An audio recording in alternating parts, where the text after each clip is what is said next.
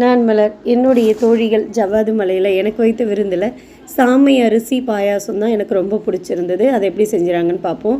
சாமை அரிசி கூடவே ஜவ்வரிசி, முந்திரி, திராட்சை, நெய், ஏலக்காய், 1/2 லிட்ரு பால். முதல்ல ஜவ்வரிசியை நல்லா வேக வச்சுக்கிட்டாங்க. அதில் சாமரிசியை மறுபடியும் எடுத்து கொட்டி வேக வச்சு அதில் நல்ல பாலை எடுத்து ஊற்றி நல்லா அந்த பாலும் அந்த அரிசி எல்லாம் ஒன்றா பொங்கி வந்ததுக்கப்புறம் சர்க்கரையை கொட்டி அந்த சர்க்கரையில் முந்திரி திராட்சையை வறுத்து அந்த முந்திரி திராட்சையை எடுத்து கடைசியாக கொட்டி அப்படியே அந்த பாயாசத்தை நல்லா இறக்கி வச்சு அதை ஆற வச்சு என் கையில் கொடுத்ததும் அதை குடிக்கும்போது இருந்த சுகம் இருக்குது தெரியுங்களா. அதை விட எனக்கு மெயினான ஒரு விஷயம் என்னென்னா என் தோழிங்க கையால் செஞ்சு எனக்கு கொடுத்தது தான்.